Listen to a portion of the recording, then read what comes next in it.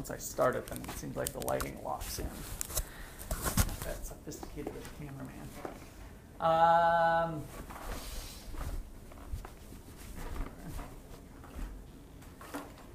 And brought in what John Maynard Keynes first identified in his 1936 essay, trying to explain some of the Great Depression. He introduced the money market and the asset theory of demand for money and treating it like an asset. So what I want to start you off with is the money supply curve, which we treat as perfectly inelastic, a vertical line. And here we're measuring the quantity of money, which might seem kind of strange, but how many dollars? Quantity of money. And here we're measuring the nominal interest rate, little I. So not the real rate, but the nominal rate. Now, if you remember, the bond market we just got out of had bond supply and bond demand. And what were our variables here? What was up here? The price of the bonds, and then the quantity of bonds measured in dollar value of bonds being traded. And so interest rate and bond prices are how related? How? Interest is the price of money, yes. And how is the price of a bond and that interest rate related? Interest rate goes up, price of bonds goes down, price of bonds goes, so they're inversely related. So we got to kind of remember that. That's probably at least the third time that I've repeated that, because that's an important one to just have off the top of your head. Automatically, when we start thinking prices of bonds or interest rates, you got to immediately be thinking that they move in opposite directions, and they're kind of one and the same in that way, or are related, directly related to each other. All right, so if we have a function that looks like this, my math people in the class, what does that mean? What is the relationship between the supply of money and the interest rate, the quantity of money and the interest rate? There's no relationship. Good. So the interest rate is independent of the quantity of money, because in this characterization, we're treating it as a choice variable of the Federal Reserve. So the Federal Reserve controls the supply of money. In theory, I'll just foreshadow a little bit that they don't have perfect control over it. We'll learn that later. But in theory, they can kind of increase the supply of money or decrease the supply of money. They certainly can do that, by the way. They have power over the direction of it. But to say that they can precisely put this on 300 million and that's exactly the quantity that we have floating around, they don't have that kind of control on it. Okay, so it's okay to think about them being able to alter the variables under their influence, which we'll talk about in later chapters. So for this chapter, I just kind of want you to think that Janet Yellen and the Federal Reserve Board, they can choose to increase the supply of money or decrease the supply of money. They have some policy tools, and that indeed is monetary policy. They're choosing to either increase the money supply or decrease the money supply. All right, so that's our supply curve. So let me put on here. So money supply.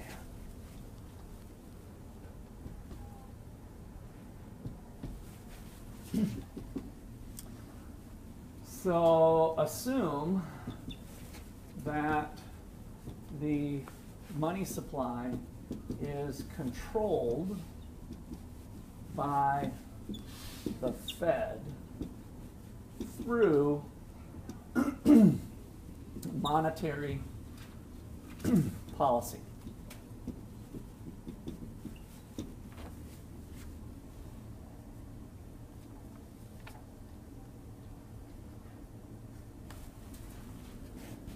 And an increase in the money supply, a shift to the right,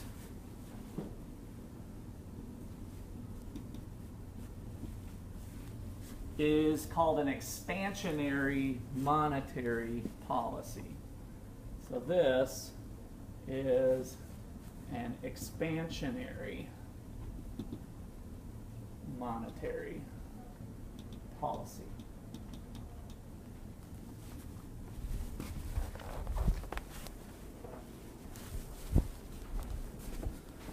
And so if the Fed does that, the supply curve shifts.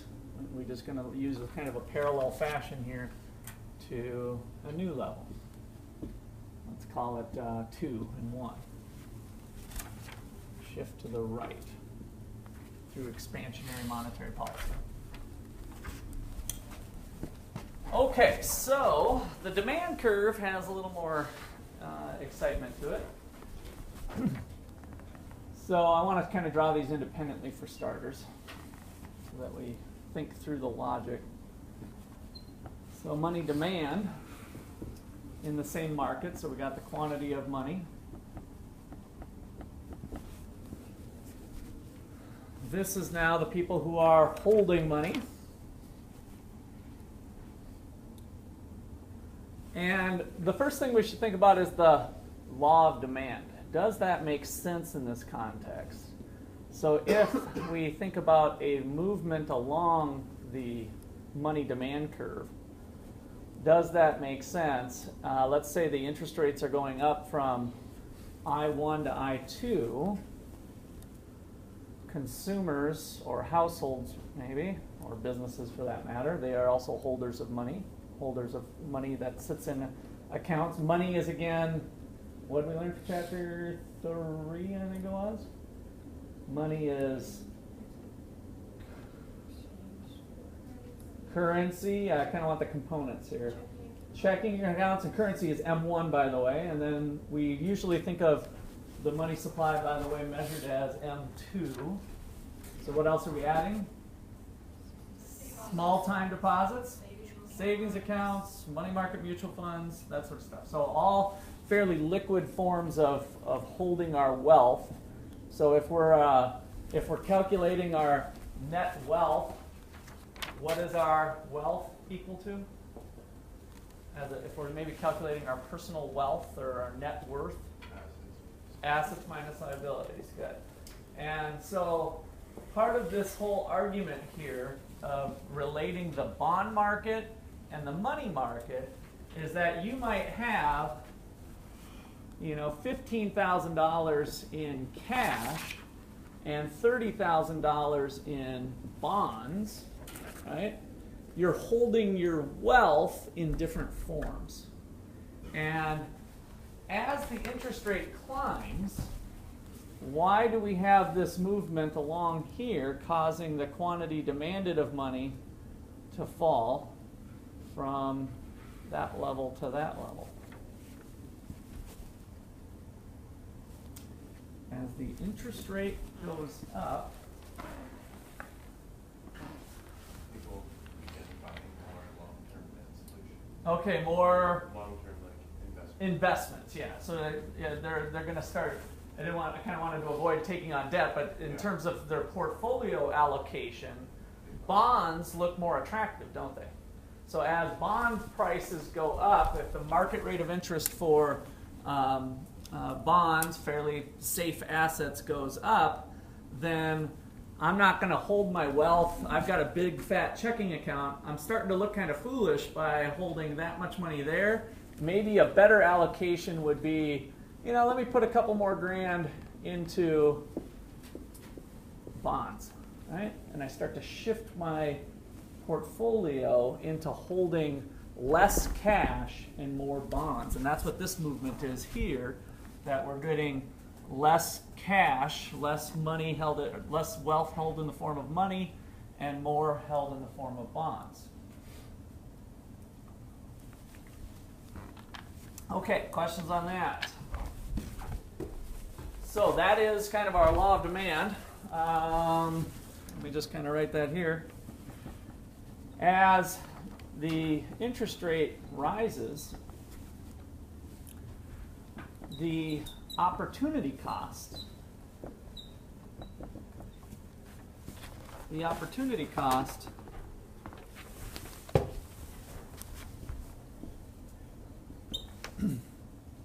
of holding money, holding our wealth in the form of money, increases. It gets more costly to do that. And therefore, the quantity demanded, again, kind of hanging on these words here of quantity demanded now, because we're moving along the curve, the quantity of demanded of money decreases. Ceteris paribus, holding all other factors constant. Opportunity cost goes up, and therefore we're going to do less.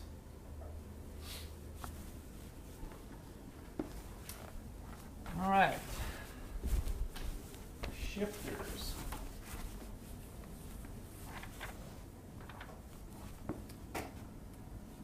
Money demand shifters. We've got two effects. The income effect, and then there's going to be a price level effect. So the income effect is that when we have more income, what might we tend to do? Let's look at our money demand curve here. If I'm making more money, and it's okay in this case, I think, to even think about yourselves at a personal level. If you tend to have more money because you went from making $15,000 a year, having a summer job as a poor college kid, and you got that first $40,000 a year job, that'd be cool. Maybe some of you will even get more, depending on what area you're in, but let's just say you get a $40,000 a year job. What happens to the quantity of money you desire to hold? Goes down or up? Yeah, so you're holding some amount. As you become wealthier, what do you think happens here?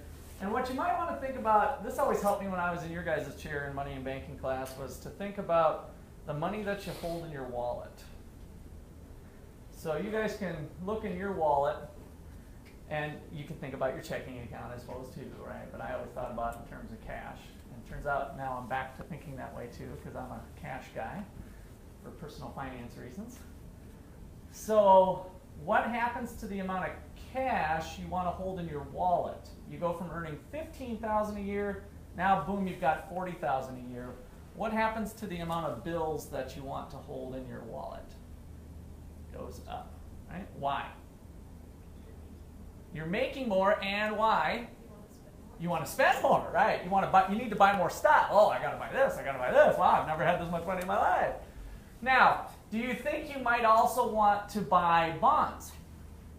Yeah, you might want to buy more of all goods. So, what we learned in the basics principles class is that we'll want to demand more goods at every price, right? More chicken wings, more beer, more restaurants, more stuff.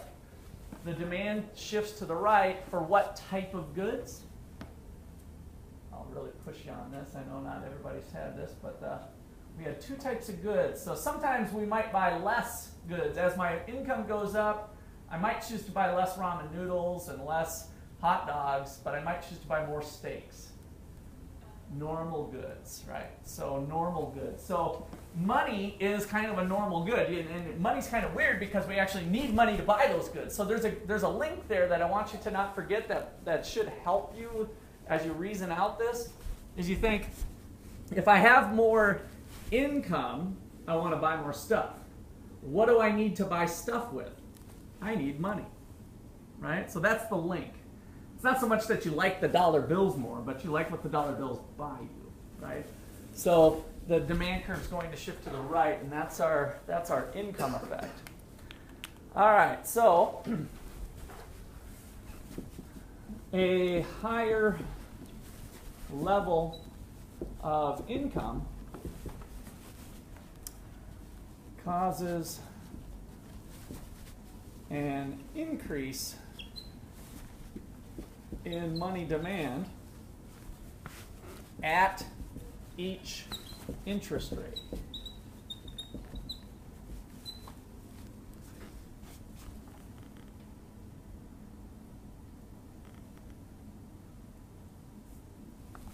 Okay, so that is a shift to the right.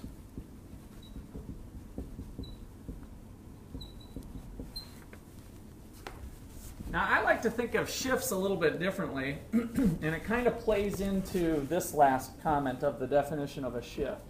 At each interest rate. You know, why do we shift it to the right? Well, tell yourself this story. At high interest rates, making $15,000 a year as a college kid, I used to want to hold this much money. Now that I'm making $40,000 a year, I'd like to hold this much money in my wallet. Right? At this level of interest, I used to want to hold this much at $15,000. Now I want to hold this much in my wallet at $40,000. At this interest rate, I used to want to hold this much when I only made $15,000. Now I want to hold this much. At this interest rate, I used to want to hold this much. Now I want to hold this much. At this interest rate, now I'm up here. I used to be here. Now I'm here. I used to be here. Now I'm here. I used to be here. Now I'm here. Here, here, here, here. And pretty soon the points get so close together that it's indistinguishable between that and a line, and the money demand curve has shifted to the right. Visually, it's shifted to the right. And that's kind of helpful, I think, in working through some of the problems on how the shift occurs and remembering that it's really a collection of points. The demand curve is a collection of points in two-dimensional space. There's two dimensions here. The quantity of money I wish to hold at various interest rates. Okay, so that's their income effect. Questions there? Yep. Just clarifying, in order to hold on to more money so you can spend more money, right? Yes. Yes. So I need money to buy the things that I want to buy. So the underlying cause of why I want to hold more money is so that I can buy the stuff that I want. Okay? And it's kind of I guess it's a permanent thing. Another way to think about this being with the level of money is that, yes, I want to spend it, but then when I get my paycheck, I reload my wallet back up to, as a college kid, I used to carry a $20 bill in here. Now that I'm making $40,000 a year, I carry $200 in here, right? And so each paycheck, I dump another $200. Whereas when I was a college kid making $15,000 a year, I would put 20 in here, right? So it's kind of a permanent change in my attitude on my allocation of how I want to hold my wealth, whether it's in the form of money or whether it's in the form of bonds. Okay? Any other questions, comments? All right. The price level effect is this is shifter number one. We actually just have two here. Number two is the price level effect.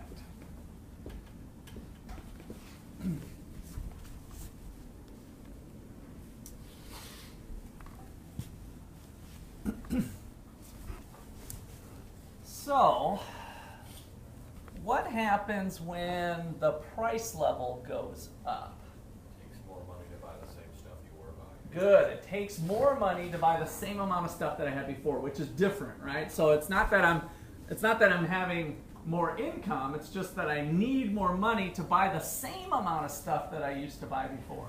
So if a loaf of bread went from $1 to $2, and even if I'm poor and I want to buy bread every week, I need to start carrying double the amount of money in my wallet as I did before. Right? So it's not that I'm any richer. In fact, I'm poorer in real terms. My real income's gone down, but The price level effect here is us needing to carry more money to buy the stuff. All right, so a rise in the price level causes the demand for money at each interest rate again to increase.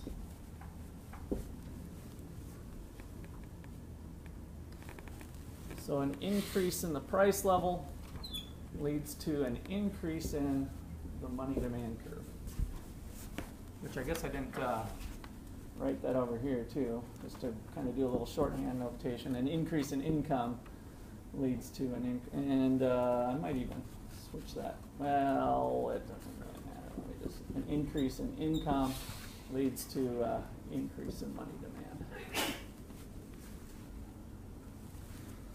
And you said it great there, Corbin. That's the way I always thought of it, is you need more money to buy the same amount of stuff that you did before. You need more money to buy stuff that is now more expensive.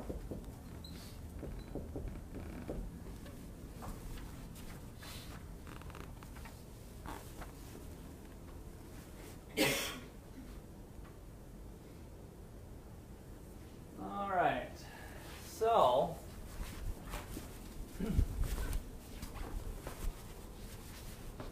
now we put them together.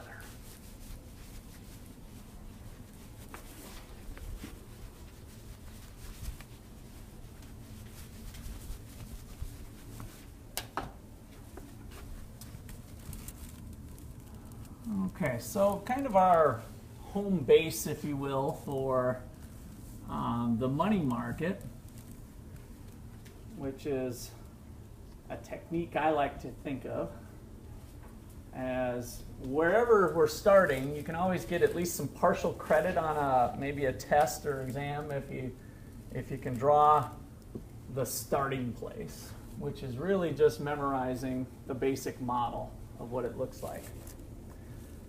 And all it's saying is that currently in the economy, and the quantity of money is here.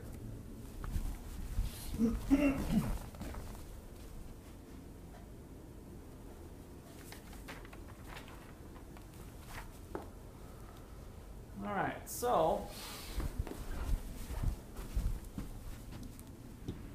suppose there is an expansionary policy the Fed pursues.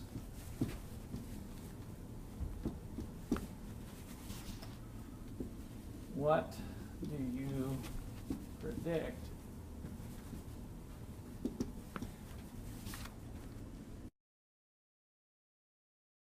the money market?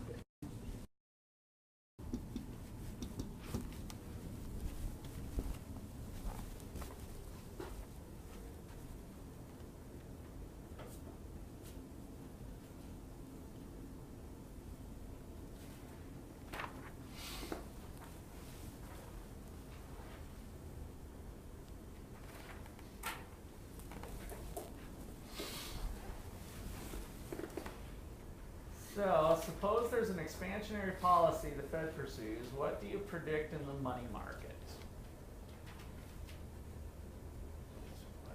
Shifts out. Money supply shifts out. Okay, same direction we have. And so what's your prediction on the variables of interest? Interest rate falls. Quantity of money goes up. So when we have the prediction part, the shift of the money supply is the actual action. So yes, that's definitely part of the story, but when we think about predicting the things we care about, we're looking at the prediction on the variables that we're measuring on the axes. So we would predict that interest rates would fall and the quantity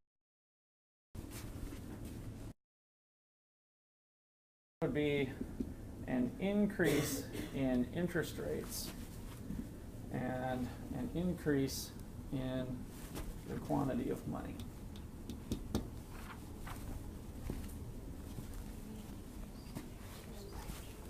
Oh, yes. Thank you. A decrease in interest rates.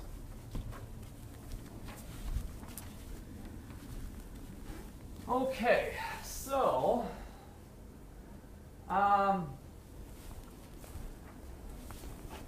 there might be some competing things that go on after this.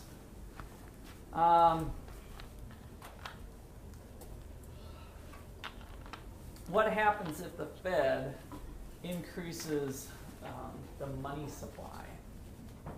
Now we have to kind of draw back maybe on some previous stuff, or we can kind of reason it out.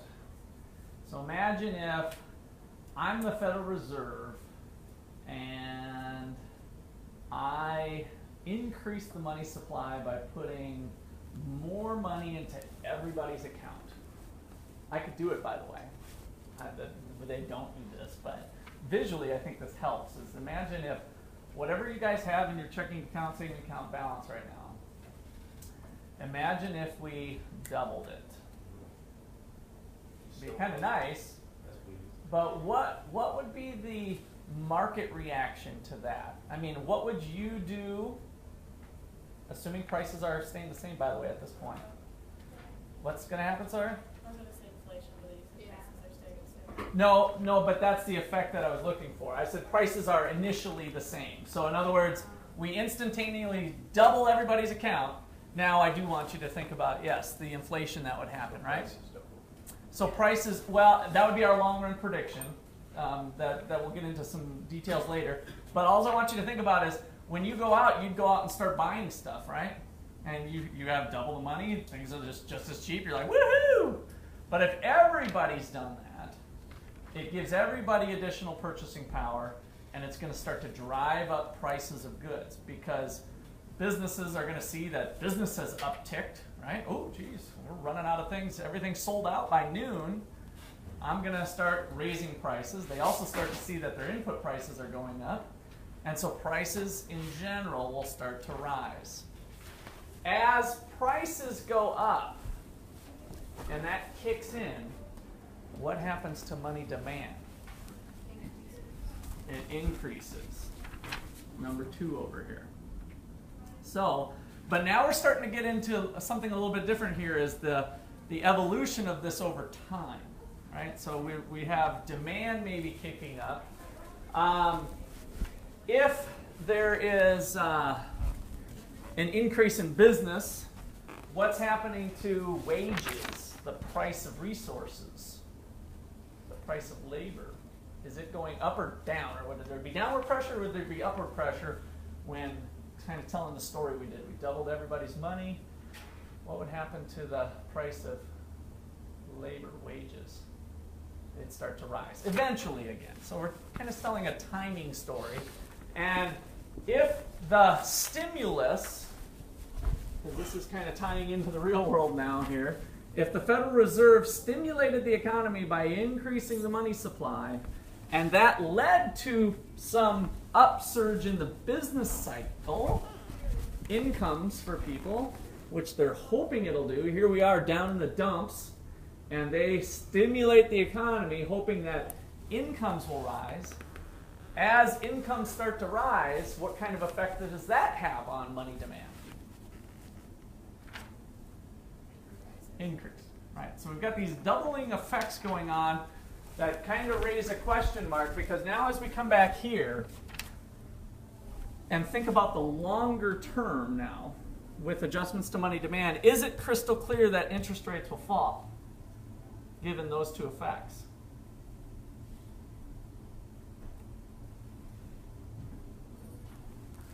If we have a price level effect and an income effect eventually kicking in, our interest rate's going to stay at I2. If the demand goes down, there's a chance it'll cancel it out or even.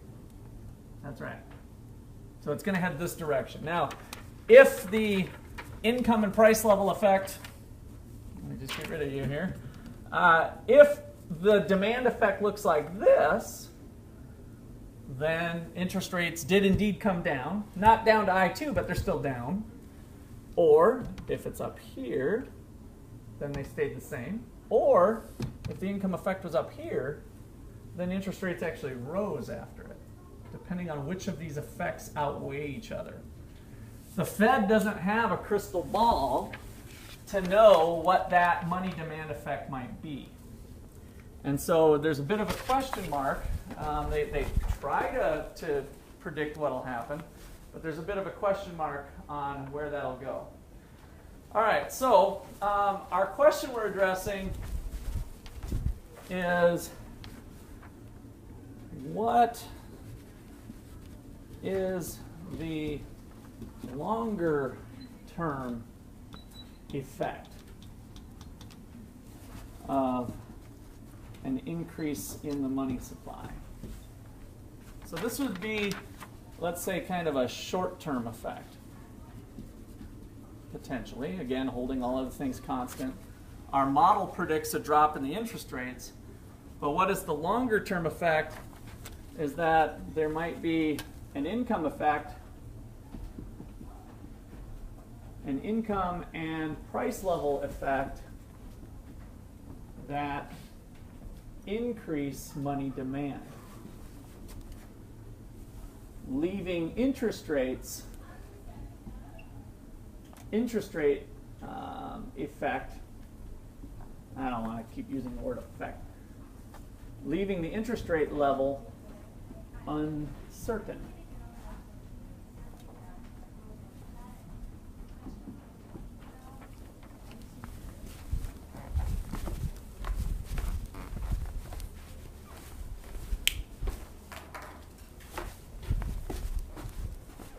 So the Federal Reserve, and this kind of plays into back to bonds and long run, short run thinking and all of that kind of stuff.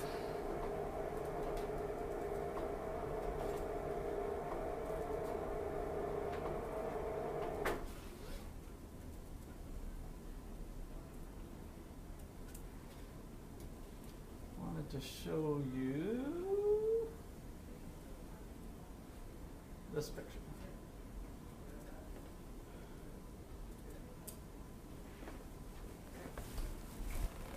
So what is the response over time to the increase in the money supply growth? So notice we got interest rates and time. So what economists will track is that if there was no policy change and then boom, at time period T here, or tau or whatever that is, we hit we do a policy change, we get that short-term effect that we just showed. Interest rate drops, right? Except maybe, and from I1 to I2, this is kind of the longer term. Depending on the liquidity response, we might get a difference over time as these things kick in. And these are kind of the three cases of what's called the liquidity effect, which has been pretty important with Fed policy during this expansionary monetary policy, that they're not seeing the stimulus take effect. We're not seeing the interest rates climb back to where we'd like them to be. All right, let's call it a day there.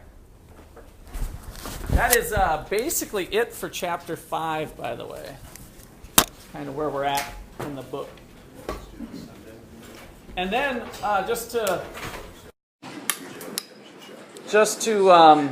so Sunday will be that.